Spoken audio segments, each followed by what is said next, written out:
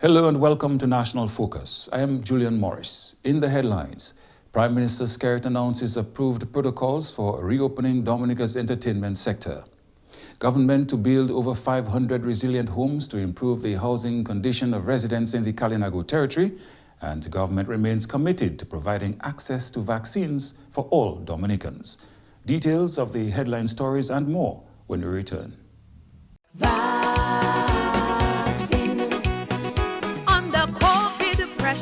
In we country.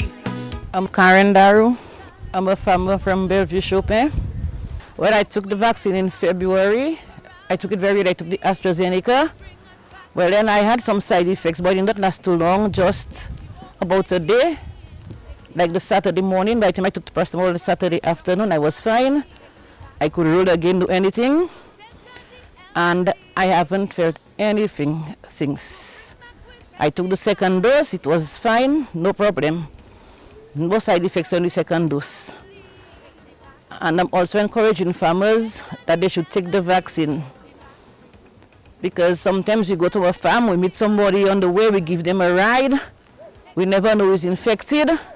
So I'm encouraging farmers to go and take the vaccine. Take the vaccine.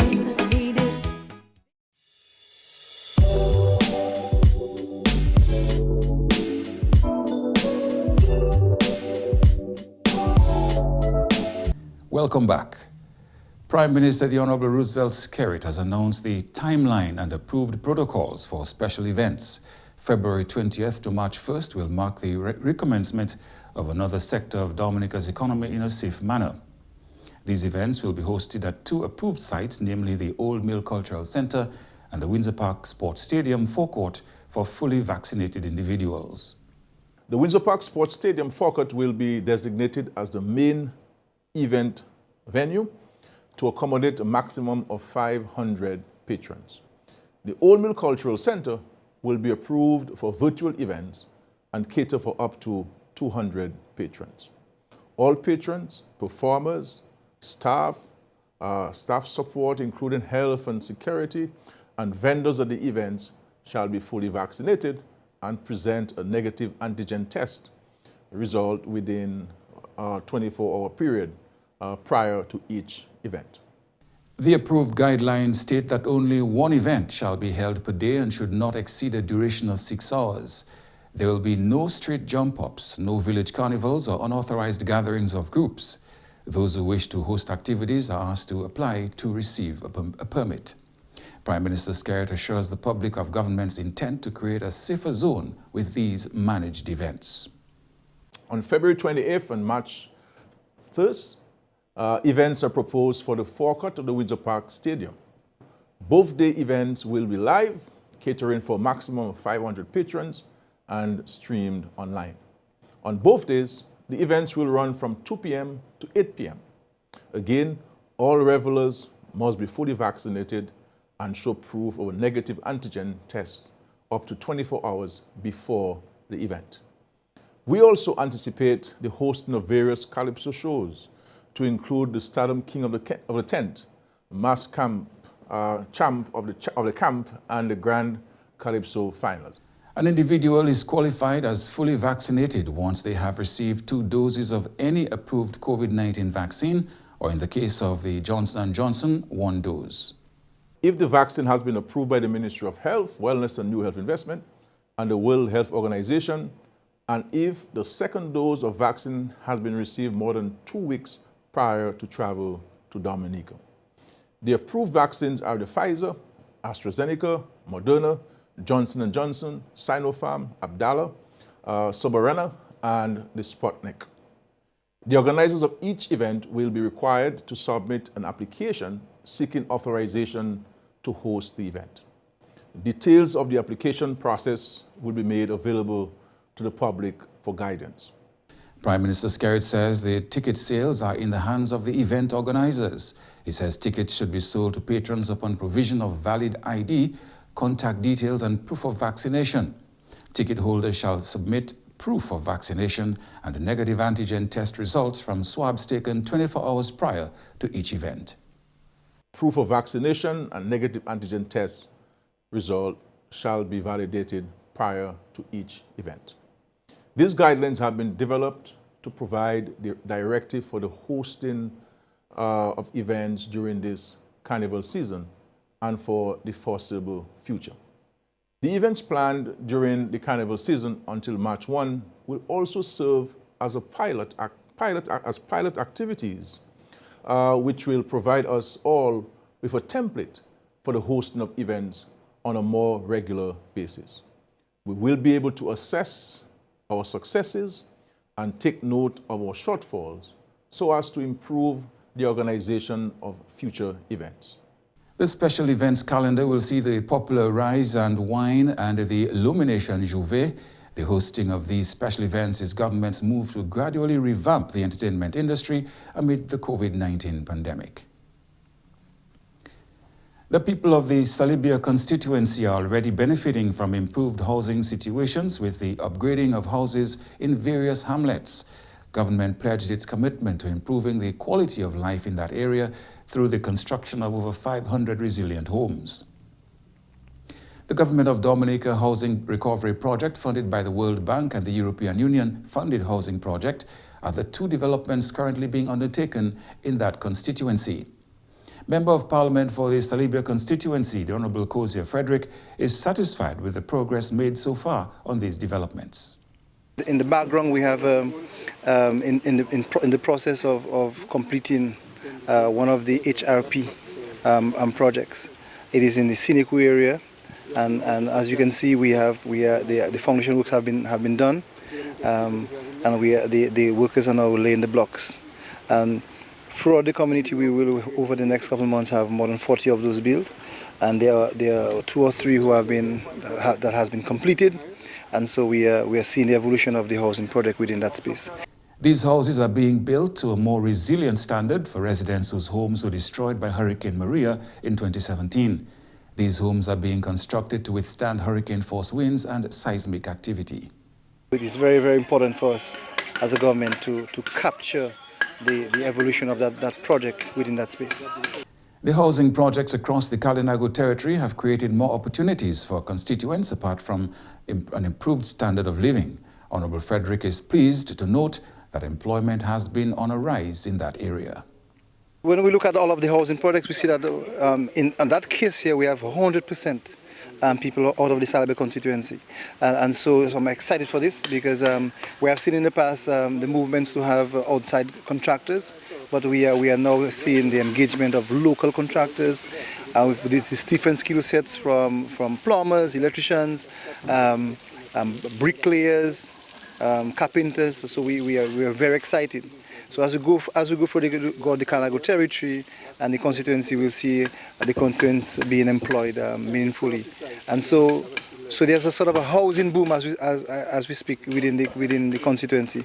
I'm excited to be the parliament to help to continue that movement, to ensure that the people have a comfortable space and also to be able to reside within the constructs of a climate resilient home. Each 2-bedroom unit under the Housing Recovery Project will cost within the range of $100,000 to $125,000 EC dollars. We're speaking about a 2-bedroom house with washroom and kitchen facilities and built to standard. With most of those homes have a small veranda, a porch.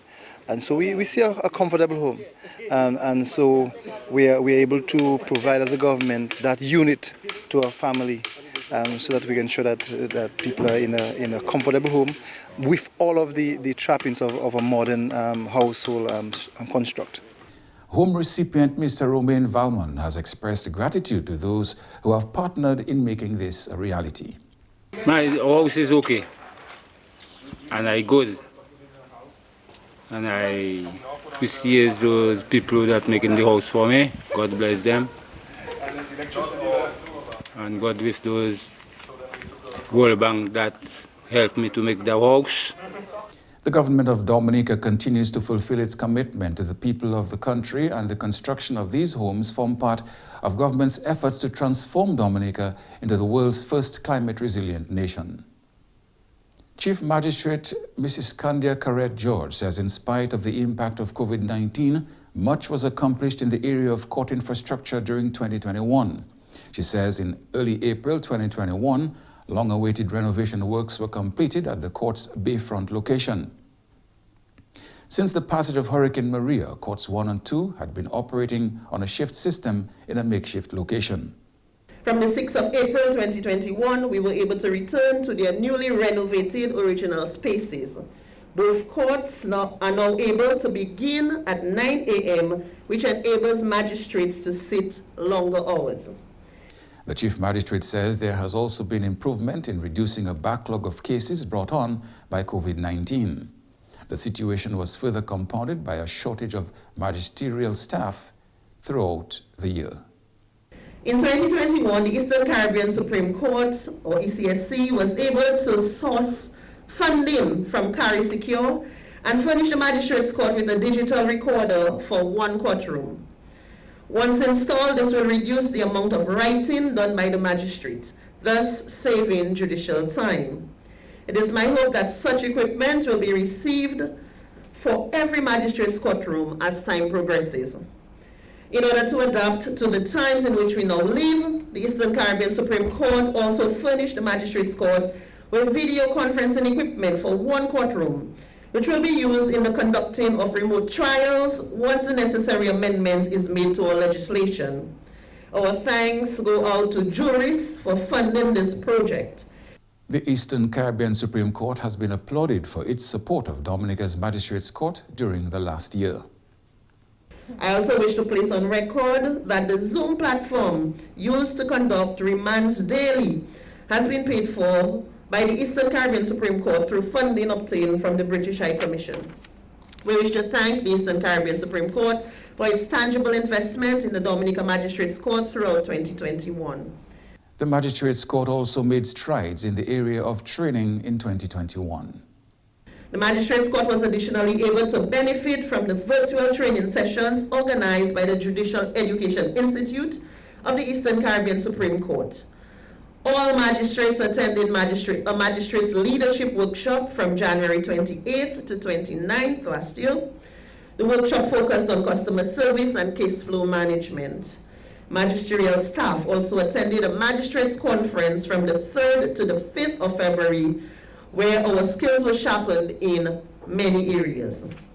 Government spent $500,000 on infrastructure projects on Dominica's fire and ambulance services in 2021. Acting Deputy Chief Fire Officer Wayne Later made the disclosure as he delivered his department's report for 2021 as part of an annual press briefing by the Ministry of National Security and Home Affairs. Post-Hurricane Maria, renovations were done on most of our buildings around the island. The final renovation was completed at headquarters during the year 2021, and we can report that the renovations at headquarters was in the sum of approximately $500,000. So presently, all work on renovations have been completed within the fire and ambulance services. The human resource aspect of the Dominica Fire and Ambulance Services also received a much-needed boost in 2021 with an additional 34 new employees. Deputy Chief Fire Officer Wayne Later says despite COVID-19, his department continued to maintain a high standard of service delivery during the year. In 2020, a decision was taken to bring in additional resource in the form of 28 new staff. And in 2021, the fire services can report with a lot of delight that Cabinet took a decision to add those 28 persons to our establishment and an additional 6. So that was good news to our human resource in 2021 that we have an additional 34 persons to our store. The fire department also demonstrated ingenuity in increasing its fleet of ambulances when its garage staff retrofitted one bus donated to the department into an ambulance. That project cost $172,000. To respond to the COVID-19 crisis, our garage was also able to transform another vehicle into an ambulance which would be able to carry up to 7 persons. So we had the stretchers moved and the other equipment and insert oxygen and seats, passenger seats. So that ambulance was able to transport persons who could sit and did not need to lie. That was an achievement for us in 2021. That assisted in our COVID response. You are watching National Focus. More when we return.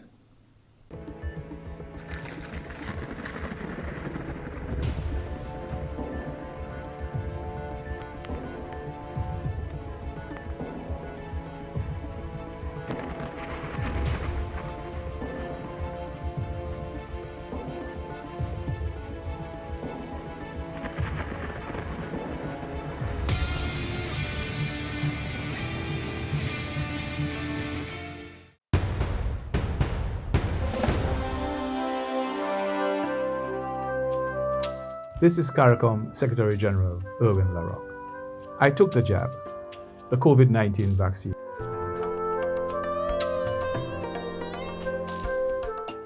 I'm encouraging you, my brothers and sisters, to join me. Take the jab and observe the protocols. We're saving lives and jobs. The government of Dominica continues to bear the brunt of the cost of managing the impact of the COVID-19 pandemic. Speaking to reporters on a recent Anupale program, Prime Minister Skerrit said the cost of managing the COVID-19 pandemic was significant. When you have, say, 364 people in Portsmouth, and you have to provide free accommodation for everyone, and free meals 3 meals a day, free of cost, and treatment, and you need doctors. 364 people, you need quite a number. You need quite a large team of people to manage security, cooks and cleaners, and nurses, and wardens, and orderlies. You name it, it's a massive hospital. And it is very costly. It is larger than the Dominica Channel French Hospital in terms of number of patients. And you need to have ventilators, you need to have medicine there. We have a full-fledged pharmacy with dedicated pharmacists running this pharmacy. So it's a costly exercise. Prime Minister Skerrit says the challenge posed by the pandemic is mainly centered around the issue of uncertainty as to when it will end. The Prime Minister says in light of this uncertainty, investors tend to hesitate.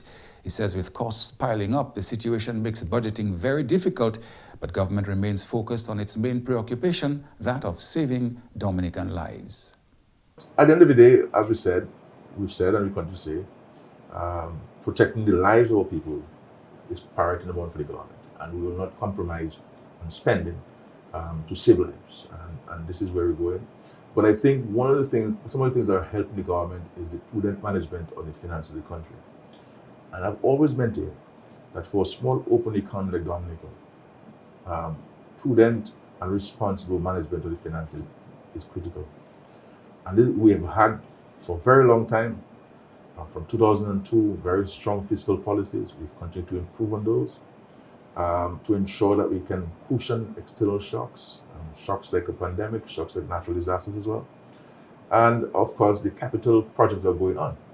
In light of the ravages of COVID-19 on the local economy, government's prudent financial management, coupled with ongoing capital projects, are making a significant difference in helping to stimulate economic activity. Without the government investing in so many capital projects, all of the materials purchased locally, the labor come large measure from local individuals, so they can take these monies back into the communities, back into the homes, back into the shops, back into the bars, back into the supermarkets, back into the restaurants. It impacts the society. And so this is why we recognize in 2020, even when we were criticized, we maintain construction because we recognize for there to be economic activity, construction must be promoted heavily. And we never had any real incidents of COVID cases on construction sites that would have caused an alarm to the rest of the country. So we continue to invest heavily in infrastructure. Prime Minister the Honorable Roosevelt Skerrit says government has borne its responsibility in terms of ensuring that sufficient quantities of COVID-19 vaccines are provided for the Dominican population.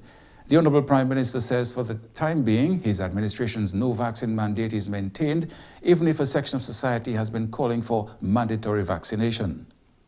What we have done as a government, which has been extraordinary, and no one can fault us on, is that we have maintained our responsibilities and fulfilled our responsibilities in respect to the management of COVID-19, especially with having access to vaccines. We are one of the first developing countries in the world which had access to vaccines. And not only access to vaccines, but sufficient vaccines to vaccinate the entire population. Not only those who are qualified at the time from 18 up, but the entire country. The Honourable Prime Minister says government continues to provide access to vaccines with supplies regularly replenished. We've never ran out of vaccines. As a matter of fact, we became almost a net exporter of vaccines to various countries. And so we have vaccines to vaccinate people with single dose. We have enough vaccines to vaccinate people with the second dose. And we have enough vaccines to give you the booster shot. You know, the entire population. So it is left to us to decide as citizens, what do we want? We cannot want things to get back to normal as citizens, and at the same time, we're not prepared to take the action, one of the most important actions, that can bring comfort to the mind. That is vaccination. And so we have to be true to ourselves as citizens. What do we want and how are we going to achieve this? According to the Honourable Prime Minister, and I quote, "How do we propose to see the return of carnival and sporting tournaments when we ourselves are not vaccinated? And what protocols are we prepared to have in place to facilitate those activities?" End quote. And we're not opposed to looking at those things. As a matter of fact, those things are being looked at. Now we're developing guidelines on the hosting of events, including sporting events and social events. But these things have to be done responsibly, because the last thing you want to do as a country is to take actions knowingly by yourself that will end up creating a problem for the society. And the country has to avoid, as I said, at all costs, to go back into lockdowns and curfews and state of emergency and closing our borders. And so this is why I want to reiterate the closing our borders, curfews, state of emergency. I do not see this happening in the foreseeable future where COVID-19 is concerned. The Sensi Resource Center has been recognized as one of the sites to carry out the Caribbean Digital Transformation Project. The Ministry of Digital Economy is currently on a drive to establish various sites across the island to house this initiative. This project was implemented by government in recognition of the role the digital technologies and solutions play in strengthening the island and its inhabitants' climate resilience. Project manager Dr. Germaine Jean-Pierre says a part of the Sensi Resource Center will be utilized as the Satellite Learning Center, which will focus on component 3 of the CARD-TP or CARD-TP. The third component will concentrate on digital skills and technology adoption. This will better equip individuals and businesses across the island for jobs and economy of the future. And the whole goal really is to ensure that we can better equip our people to be able to support the digital economy. And so we're bringing the resources, we're bringing the training to them. And so at the end of the day, once they have learned, or, whether it's how to build a website, or they have done a certification program, the next step really is what we would consider our paid internship program. And so we will put them, in different business, or whatever the business is that is in need of that service at the time. We will pay them to provide IT service to that business. The background work for the project was completed in 2021. Emphasis will be placed on full implementation of activities this year. We have literally dubbed 2022 as the year of digital skills and technology adoption. And so earlier in the year, we would have been speaking to some of our stakeholders because we want to get an idea as to what is needed So we do not want to, train people in skills that are not necessarily needed for the market. And so we have been meeting with our stakeholders, including some of our IT practitioners, to understand what skills they already have. And so if they're at a basic level in a particular IT field, the project will support them to get to the next level.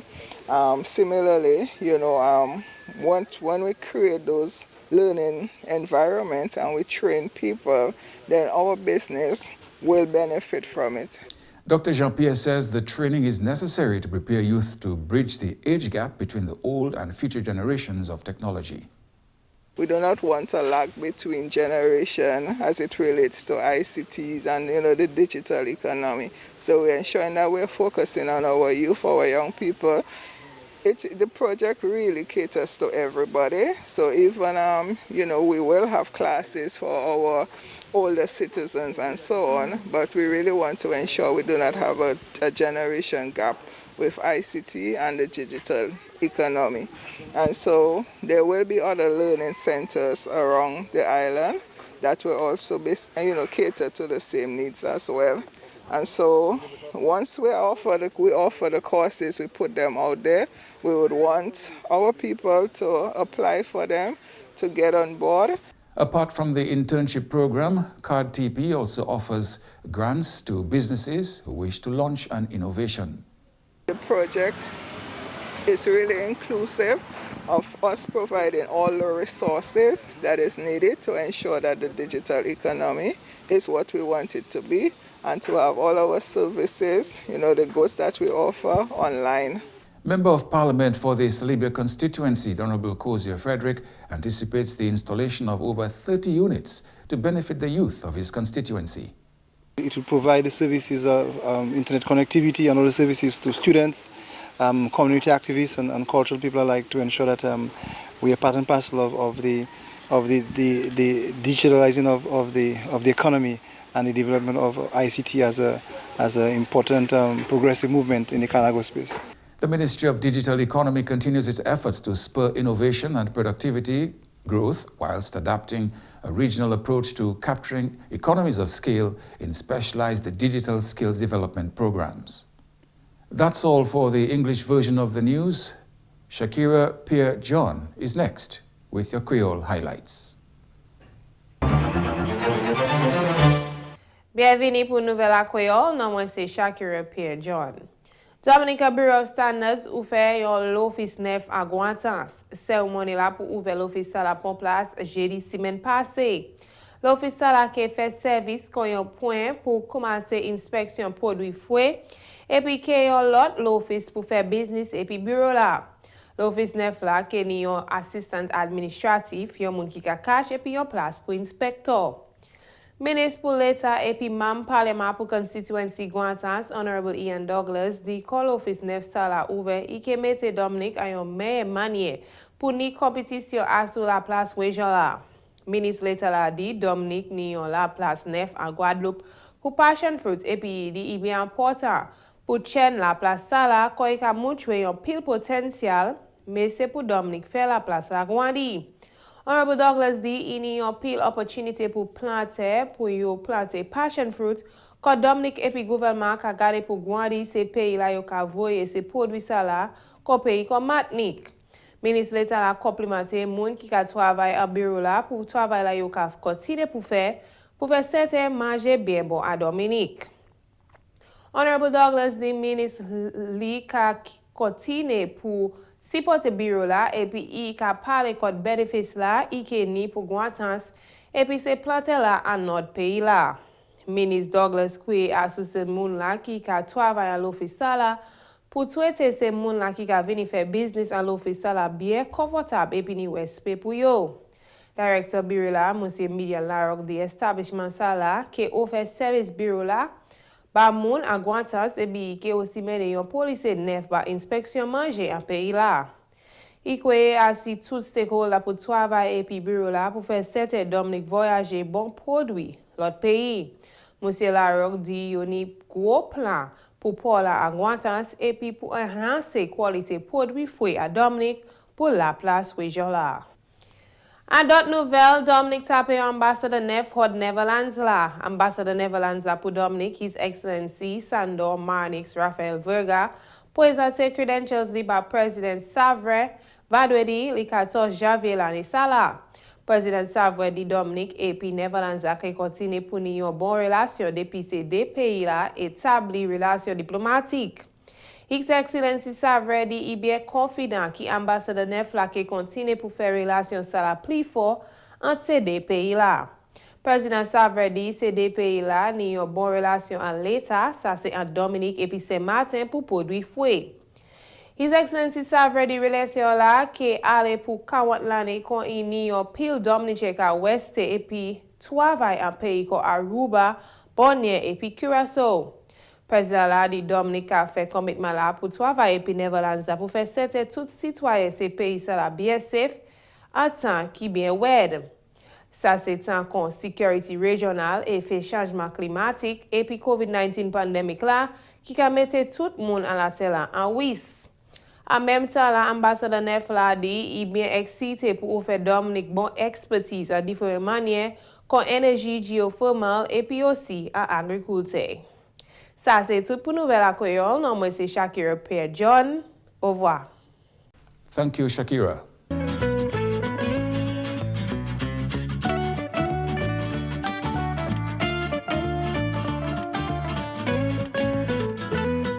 And now, your weather update. A high-pressure system is expected to produce occasional cloudiness with a few scattered showers over the central and southern portions of the Lesser Antilles, including Dominica, during the next 24 hours. Meanwhile, a weak trough is expected to result in scattered showers over the northern islands. Moderate seas are anticipated during the next 24 hours with waves peaking to 7 feet. Small craft operators and seabathers are advised to exercise caution. And that's all for this edition of National Focus. Be sure to follow GIS Dominica on Facebook, YouTube, and on Twitter.